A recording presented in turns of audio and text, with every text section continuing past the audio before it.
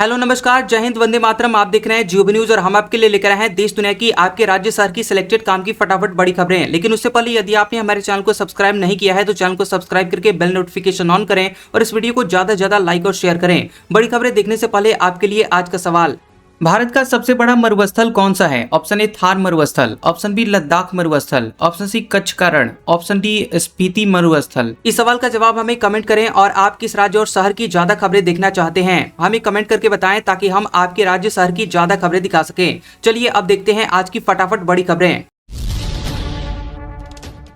अगस्त में 5 बदलाव, commercial cylinder 200 रुपए हुआ सस्ता, तत्काल टिकट के लिए नया टोकन सिस्टम, CKYC 2.0 का नया अपग्रेडेड सिस्टम भी लागू।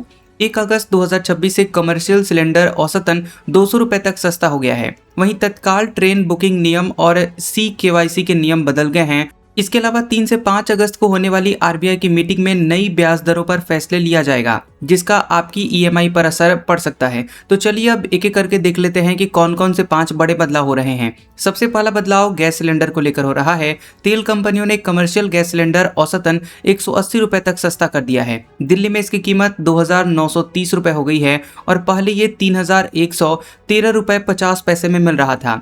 वहीं कमर्शियल सिलेंडर के दाम घटने से रेस्टोरेंट मालिकों का खर्चा घटेगा। ऐसे में ये चाय, नाश्ते और थाली सस्ते कर सकते हैं और शादियों की कैटरिंग भी सस्ती हो सकती है। बता दें कि 14 किलो वाले घरेलू गैस सिलेंडर के दाम में कोई भी बदलाव नहीं हुआ है। दूसरा बड़ा बदलाव रेलवे टिकट को लेकर हुआ है। 1 अगस्त 2026 से रेलवे PRS रिजर्वेशन काउंटरों पर भीड़ कम करने के लिए टोकन बेस्ड सिस्टम लागू कर रहा है। काउंटरों से तत्काल टिकट लेने से पहले यात्रियों को टोकन लेना होगा और इस नई व्यवस्था से काउंटरों पर यात्रियों का वेटिंग टाइम कम होगा। नए रिवाइज्ड प्रोसेस के तहत यात्री काउंटर से अपना टोकन कलेक्ट कर सकते हैं और टोकन मिलने के बाद वे अपने दिए गए अलॉटेड समय पर आकर आसानी से अपनी बुकिंग पूरी कर सकते हैं। तीसरा बड़ा बदलाव RBI मॉनेटरी पॉलिसी को लेकर हुआ है। रिजर्व बैंक की मॉनेटरी पॉलिसी कमेटी यानी कि MPC की बैठक 3 अगस्त से 5 अगस्त तक आयोजित होने वाली है और इसके फैसलों का ऐलान 5 अगस्त को किया जाएगा। ब्याज दरों में बदलाव होने की उम्मीद कम है, लेकिन अगर इसमें कोई भी बदलाव होता है तो आने वाले हफ्तों में आपके लोन की EMI, FD रिटर्न्स और लोन पर असर पड़ेगा। चौथा बड़ा बदलाव CKYC को लेकर हुआ है। देखिए, सेंट्रल नो योर कस्टमर यानी CKYC 2.0 का नया अपग्रेडेड सिस्टम रोल आउट हो रहा है। इसका सीधा सा मतलब ये है कि अगर आप बैंक खाता खोलते हैं, बीमा लेते हैं या म्यूचुअल फंड या फिर शेयर बाजार में निवेश करते हैं तो आपकी मंजूरी से ये सभी कंपनियां एक ही सरकारी डेटाबेस से आपकी KYC की जानकारी ले लेंगी। पुराने सिस्टम में जो कमियां और गड़बड़ियां थी उन्हें ठीक करके डेटा को और सुरक्षित व सटीक बनाया गया है। डेटा सिक्योरिटी मजबूत होगा और फ्रॉड पर इस वजह से लगाम लगेगी। अब आपको हर नई जगह पर बार बार अपने कागजात यानी कि आपके ID और एड्रेस प्रूफ जमा करने की झंझट नहीं पड़ेगी। पांचवा बड़ा बदलाव क्रेडिट कार्ड और बैंकिंग को लेकर हुआ है। देखिए, RBI ने क्रेडिट कार्ड के नियमों को अपडेट किया है ताकि बिलिंग में पारदर्शिता बढ़ाई जा सके। इसके मुताबिक यदि कोई ग्राहक क्रेडिट कार्ड का पूरा बिल नहीं भर पाता है तो बाकी बचे बकाया पैसे पर ब्याज लगाते समय सुविधा शुल्क, पेनल्टी और टैक्स को इसमें शामिल नहीं किया जाएगा। इस बदलाव से उन ग्राहकों को राहत मिलेगी जो पूरा बिल चुकाने के बजाय बकाया राशि को अगले महीने के लिए आगे बढ़ाते हैं, क्योंकि उनके लिए ब्याज का खर्च कम हो जाएगा। इसके साथ ही हिडन चार्ज और मनमानी पेनल्टी पर रोक लगने से बिलिंग सिस्टम अधिक पारदर्शी बनेगा। त्योहारों से पहले टूथपेस्ट से लेकर पेंट तक महंगे होंगे। HUL और एशियन पेंट समेत 8 कंपनियां जरूरत के सामानों की कीमतें बढ़ाएंगी। देश की सबसे बड़ी FMCG और कंज्यूमर कंपनियां फेस्टिवल सीजन से ठीक पहले और लगातार दूसरी तिमाही में अपने प्रोडक्ट्स के दाम बढ़ाने की तैयारी में हैं। टूथपेस्ट से लेकर टायर और पेंट जैसे सामान महंगे होने वाले हैं। मिडिल ईस्ट में जारी संघर्ष के कारण कमोडिटी लागत बढ़ रही है, जिससे देश में महंगाई लंबे समय तक ऊंचे स्तर पर बनी रहने की आशंका है। हिंदुस्तान यूनिलीवर लिमिटेड HUL आने वाले तिमाही में डिटर्जेंट और डिशवॉशिंग बार जैसे कैटेगरी में कीमतें बढ़ाएगी। HUL के अलावा डोडला डेयरी और एशियन पेंट समेत कम से कम 7 अन्य कंपनियां भी दाम बढ़ाने का प्लान बना चुकी हैं। शक्कर की किल्लत, अब 50 रुपए किलो बिक रही। महंगाई और कालाबाजारी की आशंका पर सरकार सख्त, 4000 क्विंटल से ज्यादा स्टॉक पर रोक। त्योहारी सीजन से पहले शक्कर की किल्लत के नाम पर महंगाई और कालाबाजारी की आशंका को देखते हुए केंद्र सरकार ने सख्त कदम उठाए हैं। यही वजह है कि बाजार में चीनी के दाम 50 रुपए प्रति किलो तक हो गए हैं, यानी कि 5 रुपए प्रति किलो दाम बढ़ गए हैं। ऐसे में जमाखोरी पर रोक लगाने और आम उपभोक्ताओं को राहत देने के लिए सरकार ने चीनी के स्टॉक पर सीमा तय कर दी है। अब कोई भी व्यापारी एक स्थान पर 4000 क्विंटल से अधिक चीनी का भंडारण नहीं कर सकेगा। यह व्यवस्था 1 अगस्त से 30 नवंबर 2026 तक लागू रहेगी। पीएम मोदी को गाली देने वाली लड़की ने माफी मांगी, हाथ जोड़कर बोली, मैं 15 साल की हूं, गलती पर शर्मिंदा हूं। नोएडा में दर्ज हुई थी एफआईआर। दिल्ली के जंतर मंतर पर कॉकरोच जनता पार्टी सीजेपी के प्रदर्शन में पीएम मोदी को गाली देने वाली नोएडा की लड़की ने माफी मांग ली है। हाथ जोड़ते हुए उसने कहा कि मैंने जो किया वो माफी के लायक नहीं था। मैं सिर्फ 15 साल की हूँ, ये मेरी पहली और आखिरी गलती है। मैं दोबारा ऐसा नहीं करूंगी। मुझे अपने किए पर शर्मिंदगी है। मैं किसी से नजर नहीं मिला पा रही हूँ, प्लीज मुझे माफ कर दीजिए। नाबालिग ने कहा कि मैं अपने दोस्तों के साथ कनॉट प्लेस गई थी जहां प्रदर्शन चल रहा था। वहां कई समूह पीएम मोदी को गालियां दे रहे थे। मैं उनके बहकावे में आ गई और मैंने भी कई गलत बातें कह दी। राजस्थान की नागौरी मेथी बनी कम्युनिटी वैरायटी। किसानों को दिल्ली में सरकार ने सौंपा सर्टिफिकेट, जीआई टैग मिलने से होगी आसानी। नागौर की प्रसिद्ध नागौरी पान मेथी को राष्ट्रीय स्तर पर बड़ी पहचान मिली है। भारत सरकार के पौध किस्म और कृषक अधिकार संरक्षण प्राधिकरण ने इसे सामुदायिक किस्म यानी कम्युनिटी वैरायटी के रूप में पंजीकृत किया है। इसके साथ ही मुंडवा तहसील के महिला किसान समुदाय को इसका सर्टिफिकेट सौंपा गया है। नागौरी मेथी को नागौरी पान मेथी के नाम से भी जाना जाता है। नई दिल्ली में 28 जुलाई को हुए कार्यक्रम में यहां अध्यक्ष डॉक्टर टी महापात्र ने मुंडवा की प्रधान गीता देवी और महिला किसान प्रतिनिधियों को यह सम्मान दिया। इस मौके पर राजस्थान किसान आयोग के अध्यक्ष CR चौधरी, कृषि आयुक्त डॉक्टर PK सिंह और कई अन्य कृषि वैज्ञानिक मौजूद रहे। राजस्थान में शिक्षा विभाग के अफसर महीने में 4 दिन स्कूलों में रुकेंगे। रात्रि विश्राम कर जमीनी हकीकत जानेंगे। मोबाइल ऐप पर दिखेगा रिकॉर्ड।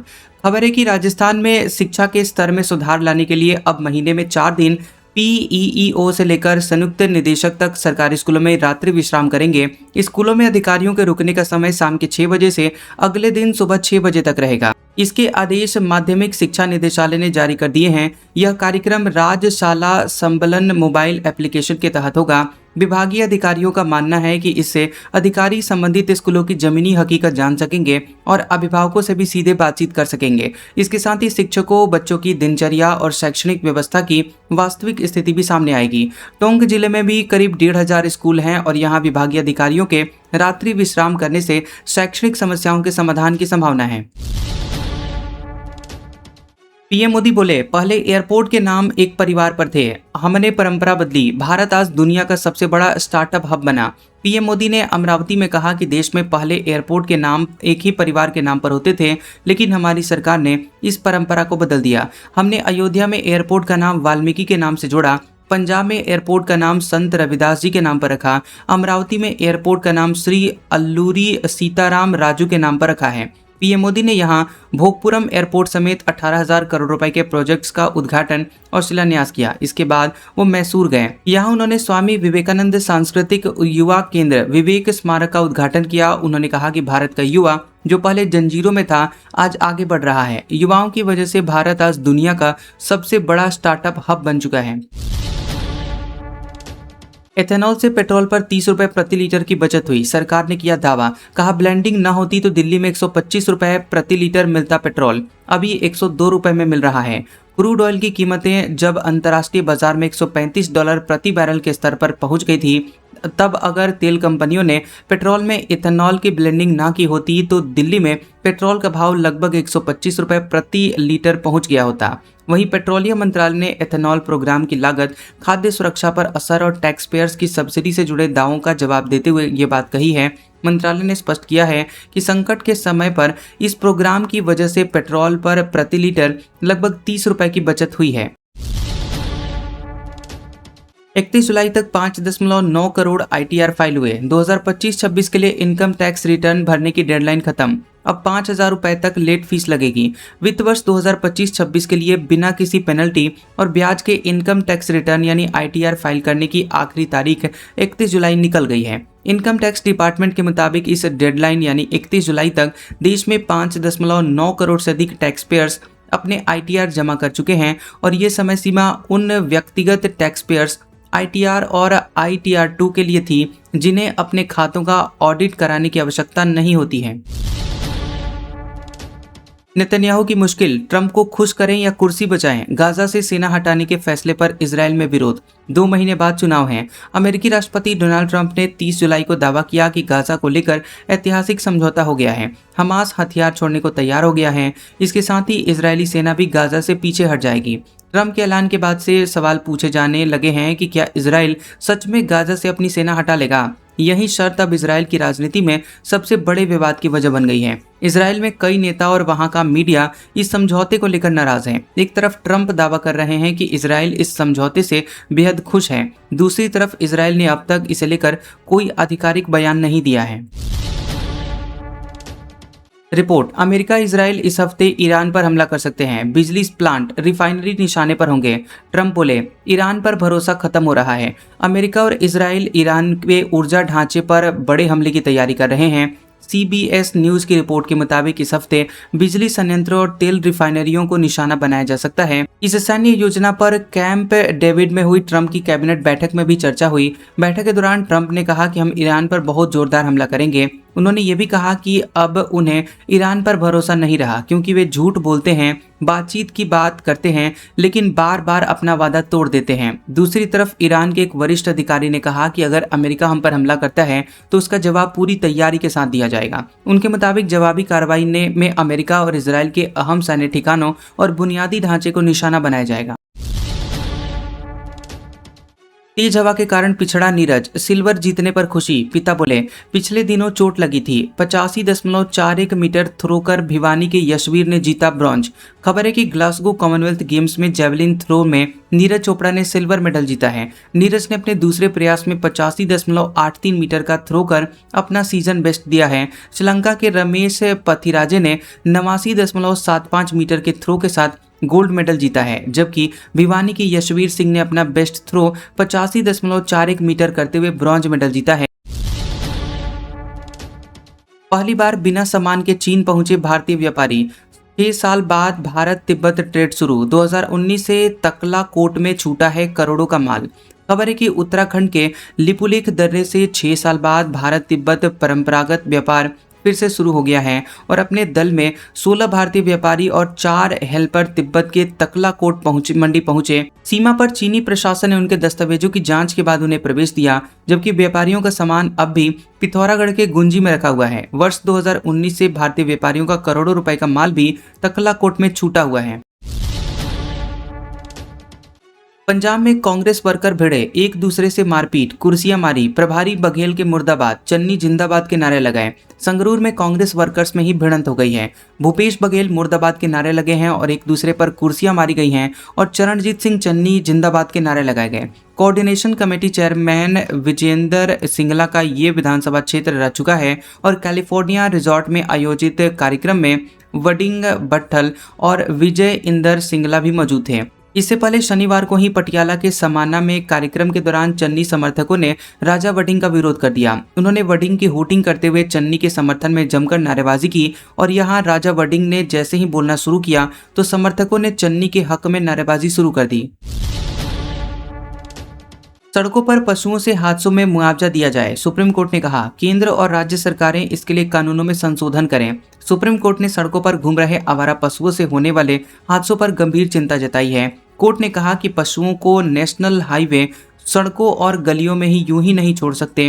वे नेचुरल स्पीड ब्रेकर नहीं हैं और जस्टिस संजय करोल और जस्टिस एन कोटेश्वर सिंह की पीठ ने केंद्र और राज्य सरकारों से ऐसे हादसों के पीड़ितों को मुआवजा देने का नियम बनाने को कहा है। इसके साथ ही सुझाव दिया है कि जरूरत हो तो इसके लिए कानूनों और नियमों में भी संशोधन किया जाए। चढ़ावा चोरी का नाटक करने पर राहुल गांधी और पप्पू यादव पर FIR। लखनऊ में हिंदूवादी नेता बोला, पप्पू यादव का सिर लाने वाले को 51 लाख देंगे। दिल्ली में संसद भवन के बाहर राम मंदिर चढ़ावा चोरी के नाटक को लेकर यूपी में विवाद बढ़ता जा रहा है। शनिवार को लखनऊ, वाराणसी, मथुरा समेत कई शहरों में विरोध प्रदर्शन हुआ है। वाराणसी में कांग्रेस सांसद राहुल गांधी, समाजवादी पार्टी के सांसद अवधेश प्रसाद और बिहार के निर्दलीय सांसद पप्पू यादव पर एफआईआर दर्ज की गई है। ये एफआईआर पतालपुरी मठ के पीठाधीश्वर जगतगुरु बालक दास ने कोतवाली थाने में करवाई है और लखनऊ में सनातन रक्षा संगठन ने पप्पू यादव की प्रतीकात्मक शव यात्रा भी निकाली। राहुल अखिलेश के मुखौटे पहने लोगों पर चप्पलें बरसाई और संगठन ने पप्पू यादव का सिर लाने वाले को 51 लाख रुपए देने का ऐलान किया है। वहीं मथुरा में साधु संतों ने राहुल गांधी और पप्पू यादव की संसद सदस्यता रद्द करने की मांग उठाई है। राहुल गांधी का तमिलनाडु दौरा, चेन्नई एयरपोर्ट पहुंचे, मामल्लापुरम में कांग्रेस के प्रशिक्षण शिविर को संबोधित करेंगे। लोकसभा में विपक्ष के नेता राहुल गांधी शनिवार को तमिलनाडु दौरे पर चेन्नई एयरपोर्ट पहुंचे। वह मामल्लापुरम में कांग्रेस के जिला कांग्रेस कमेटी अध्यक्षों के लिए 23 जुलाई से 1 अगस्त तक चले 10 दिवसीय प्रशिक्षण शिविर के समापन समारोह को संबोधित करेंगे। इसके साथ ही आगामी लोकसभा चुनाव की तैयारियों को लेकर रोड मैप तैयार करेंगे। बैठक का मुख्य फोकस बूथ स्तर पर कार्यकर्ताओं को अधिक प्रभावी ढंग से जोड़ना है। बैठक के बाद राहुल गांधी राज्य के सांसदों, विधायकों, पूर्व विधायकों और पूर्व उम्मीदवारों के साथ भी अलग से बैठक करेंगे। तृणमूल कांग्रेस ने बैंक खाते फ्रीज करने के ईडी के आदेश को सुप्रीम कोर्ट में दी चुनौती। 3 अगस्त को होगी सुनवाई। तृणमूल कांग्रेस टीएमसी ने प्रवर्तन निदेशालय ईडी द्वारा पार्टी के 3 बैंक खाते फ्रीज करने के आदेश को सुप्रीम कोर्ट में चुनौती दी है। मामले की सुनवाई 3 अगस्त को न्यायमूर्ति एम सुंदरेश और प्रसन्ना बी वराले की पीठ करेगी। ईडी का आरोप है कि पार्टी के एक बैंक खाते से 133.84 करोड़ रुपए एक प्राइवेट कंपनी को ट्रांसफर किए गए। एजेंसी का दावा है कि यह मनी लॉन्ड्रिंग का मामला है। इससे पहले टीएमसी ने कलकत्ता हाईकोर्ट का रुख किया था, लेकिन अदालत ने अंतरिम राहत देने से इनकार कर दिया था।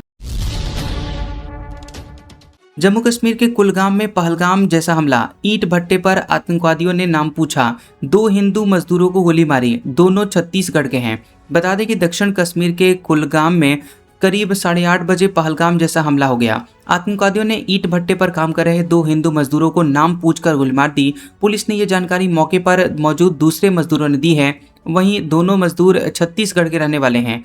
हमले में एक मजदूर की मौके पर जान चली गई, जबकि दूसरे ने शनिवार सुबह श्रीनगर के Sher e Kashmir institute of medical science में इलाज के दौरान दम तोड़ दिया। मारे गए युवकों की पहचान 24 साल के दीपक रात्रे और 28 साल के भूपेंद्र के रूप में हुई है। E20 फ्यूल का विरोध, केजरीवाल पीएम आवास तक मार्च निकालेंगे। बोले पेट्रोल पंप पर शुद्ध पेट्रोल भी मिले, सरकार इसे थोपे नहीं। आम आदमी पार्टी के राष्ट्रीय संयोजक अरविंद केजरीवाल ने कहा कि पेट्रोल पंप पर ग्राहकों को शुद्ध पेट्रोल और E20 के बीच चुनने का विकल्प दिया जाए। अगर ये मांगे नहीं मानी जाती हैं तो 4 अगस्त को पीएम आवास तक मार्च निकाला जाएगा। ये बात केजरीवाल ने E20 फ्यूल के मुद्दे पर बुलाई नेशनल टाउन हॉल में कही है। उन्होंने बताया कि वे 3 अगस्त की दोपहर तक चिट्ठियां एकत्रित करेंगे और इसके बाद करीब 100 लोगों के साथ पीएम आवास तक विरोध करेंगे। उन्होंने कहा कि अगर इथेनॉल फायदेमंद नहीं है तो इसे बढ़ावा क्यों दिया जा रहा है, सरकार नागरिकों पर इसे थोप रही है। अजीत डोभाल ने कहा, आज़ादी का मतलब केवल मनमानी नहीं है, आज की पीढ़ी को इसका सही मतलब समझना होगा। ये लंबे संघर्ष के बाद मिली है। राष्ट्रीय सुरक्षा सलाहकार NSA अजीत डोभाल ने पुणे में कहा कि युवाओं को ये समझना होगा कि आज़ादी का मतलब केवल अपनी मर्जी से कुछ भी करने की मनमानी नहीं है। कार्यक्रम में केंद्रीय गृह मंत्री अमित शाह भी मौजूद थे। उन्होंने कहा कि युवा आज़ादी को केवल अपनी इच्छा के अनुसार कुछ भी करने की स्वतंत्रता समझ सकते हैं, लेकिन आज़ादी का वास्तविक अर्थ ये नहीं है। हमें ये समझना होगा कि देश की आज़ादी के पीछे एक लंबा संघर्ष और इतिहास रहा है। दरअसल 1 अगस्त को अजीत डोभाल को लोकमान्य तिलक पुरस्कार मिला है और इस कार्यक्रम में गृह मंत्री अमित शाह भी मौजूद थे। झारखंड के 9,800 स्कूलों में एक ही शिक्षक, छात्र शिक्षक अनुपात में देश में सबसे कम। यूडायस के ताज़ा आंकड़े, 9वीं 10वीं में 31 छात्रों पर तो 11वीं 12वीं में 52 छात्रों पर एक शिक्षक। सेकेंडरी यानी माध्यमिक और हायर सेकेंडरी यानी उच्च माध्यमिक कक्षाओं में झारखंड का छात्र शिक्षक अनुपात देश में सबसे खराब है। 9-10 कक्षाओं के लिए राष्ट्रीय औसत 15 छात्रों पर एक शिक्षक का है, पर झारखंड का ये अनुपात 31 छात्रों पर एक शिक्षक का है। इसी प्रकार 11वीं 12वीं कक्षा में राष्ट्रीय औसत 23 है, पर झारखंड में एक शिक्षक के जिम्मे 52 छात्र हैं। अगर प्राइमरी यानी 1ली से 5वीं, अपर प्राइमरी यानी 6ठी से 8वीं की बात की जाए तो यहाँ भी तस्वीर उत्साहजनक नहीं है। यूडाइस के ताज़ा आंकड़ों के मुताबिक 1 से 5वीं कक्षाओं के लिए राष्ट्रीय औसत 19 छात्रों पर 1 शिक्षक है, पर झारखंड में यह अनुपात 26:1 का है। अपर प्राइमरी यानी 6ठी से 8वीं तक का राष्ट्रीय औसत 17:1 के मुकाबले झारखंड का अनुपात 28:1 का है। ये स्थिति इसलिए भी विषम है क्योंकि झारखंड उन राज्यों में शामिल है जहां हजारों स्कूल एक शिक्षक के भरोसे चल रहे हैं और राज्य में 9,800 से अधिक ऐसे स्कूल हैं जो महज एक शिक्षक के सहारे संचालित हो रहे हैं और इससे शिक्षा की गुणवत्ता बुरी तरह से प्रभावित हो रही है। लखनऊ में पप्पू यादव की तस्वीर को चप्पल मारी, विश्व हिंदू रक्षा परिषद का सांसद के खिलाफ प्रदर्शन, कहा पैगंबर के खिलाफ बोलकर देख लें। लखनऊ में विश्व हिंदू रक्षा परिषद के पदाधिकारियों कार्यकर्ताओं ने पूर्णिया सांसद पप्पू यादव के खिलाफ प्रदर्शन किया। उन्होंने सांसद की तस्वीर को चप्पल मारी, सनातन का अपमान करने का आरोप लगाया और मांग रखी कि पप्पू यादव का पर रासुका लगाकर उन्हें जेल भेजा जाए। विश्व हिंदू रक्षा परिषद के राष्ट्रीय अध्यक्ष गोपाल राय और पदाधिकारी आक्रोश मार्च निकालने वाले थे। गोमती नगर कार्यालय से पप्पू यादव का पुतला लेकर विधानसभा के सामने दहन करने के लिए निकले, लेकिन पुलिस ने कार्यकर्ताओं को कार्यालय से 50 मीटर की दूरी पर ही रोक लिया। बिहार के दरभंगा में अफसर के सामने कर्मचारियों ने ऑफिस में फेंका कचरा। समस्तीपुर मुंगेर में झाड़ू के साथ प्रदर्शन। बिहार में हड़ताल पर 42,000 सफाई कर्मचारी। बिहार में नगर निकायों में काम करने वाले सफाई कर्मचारियों और ड्राइवर्स की हड़ताल का तीसरा दिन था और इस हड़ताल में करीब 42,000 सफाई कर्मचारी और ड्राइवर शामिल हैं। हड़ताल की वजह से गली मोहल्लों में कचरा पड़ा हुआ है, बदबू से लोगों का हाल बेहाल है। कचरा फैलने से बीमारियों का खतरा भी बढ़ गया है। दरभंगा नगर पंचायत ऑफिस भरवाड़ा में कार्यपालक पदाधिकारियों की मौजूदगी में सफाई कर्मचारियों ने कूड़ा, सड़ी हुई मछलियां लाकर फेंक दी। इधर समस्तीपुर में हड़तालियों ने निगम कार्यालय के बाहर धरना दिया। वहीं मुंगेर में अपनी मांगों को लेकर कर्मचारियों ने झाड़ू के साथ प्रदर्शन किया। वहीं पटना नगर निगम में 5,000 कर्मचारी हड़ताल में शामिल हैं और शहर का कचरा उठाने के लिए वैकल्पिक व्यवस्थाएं की गई, लेकिन हड़ताल में शामिल कर्मचारी उन कर्मचारियों को कचरा उठाने से रोक रहे हैं। पेपर लीक प्रदर्शन की जांच करेगी कांग्रेस, फैक्ट फाइंडिंग पैनल गठित। बिहार के 6 जिलों का करेगी दौरा। छात्र आंदोलन में पुलिसिया कार्रवाई के सबूत जुटाकर बनाएगी रिपोर्ट। बीते दिनों दिल्ली के जंतर मंतर पर हुए प्रदर्शन की आंच बिहार में भी देखने को मिल रही है और पेपर लीक को लेकर पूरे बिहार में भी छात्रों ने प्रदर्शन किया था। इस दौरान कई छात्रों को डिटेन कर जेल भेजा गया था और पुलिस ने गोलियां भी चलाई थी और कई प्रदर्शनकारी घायल भी हुए थे। अब इस पूरे घटनाक्रम की जांच को लेकर कांग्रेस ने फैक्ट फाइंडिंग पैनल बनाई है और ये पैनल 6 जिले जहानाबाद, भागलपुर, पूर्णिया, पटना, सिवान और दरभंगा के लिए बनाई गई है। आलाकमान ने टीम को 2 दिनों तक इन जिलों में रहकर तथ्य जुटाने को कहा है। 1 और 2 अगस्त को सभी नेता जिले का दौरा करेंगे। गुजरात के सूरत में 24 घंटे में 24 इंच बारिश हुई। केरल में लैंडस्लाइड से 4 की जाने गई। अमरनाथ यात्रा स्थगित। राजस्थान, बिहार समेत 18 राज्यों में अलर्ट। गुजरात में हुई भारी बारिश के कारण कई जिलों में बाढ़ जैसे हालात बन गए हैं। सूरत में सबसे अधिक 24 इंच बारिश दर्ज की गई है, जबकि 12 अन्य क्षेत्रों में 10 इंच से अधिक बारिश रिकॉर्ड की गई। मौसम विभाग IMD ने गुजरात और केरल राज्य के कई जिलों के लिए रेड अलर्ट जारी किया है। केरल में भी लगातार हो रही भारी बारिश की वजह से कई इलाकों में बाढ़ और लैंडस्लाइड जैसे हालात हैं। इडुक्की और कोट्टायम जिलों में अलग अलग लैंडस्लाइड की घटनाओं में 4 लोगों की जानें गई हैं, जबकि कई अन्य लोगों के मलबे में दबे होने की आशंका है। मौसम विभाग ने पूर्वी राजस्थान, मध्य महाराष्ट्र, गोवा और कर्नाटक के लिए ऑरेंज अलर्ट जारी किया है। वहीं पंजाब, हिमाचल प्रदेश, उत्तराखंड, हरियाणा, दिल्ली और बिहार समेत 12 राज्यों में येलो अलर्ट जारी किया गया है। जम्मू कश्मीर हाईवे भारी बारिश की वजह से यह बंद है और इसके चलते जम्मू से अमरनाथ यात्रा स्थगित कर दी गई। आज का सुविचार, मांस मछली खाते हो और श्रावण में शुद्ध शाकाहारी बन जाते हो, महादेव सब जानते हैं, तो फिर बेवकूफ किसे बनाते हो। कैसा लगा ये वीडियो हमें कमेंट सेक्शन में जरूर बताएं। वीडियो पसंद आया हो तो वीडियो को लाइक और शेयर करें और ऐसी इंटरेस्टिंग वीडियोस देखने के लिए हमारे चैनल GOB न्यूज को सब्सक्राइब करें और बेल आइकॉन को दबाएं। और हमारे ओल्ड और लेटेस्ट वीडियोस देखने के लिए हमारे प्लेलिस्ट और कम्युनिटी टैब को जरूर चेक करें। तो मिलते हैं अगले वीडियो में, तब तक के लिए आपका शुक्रिया।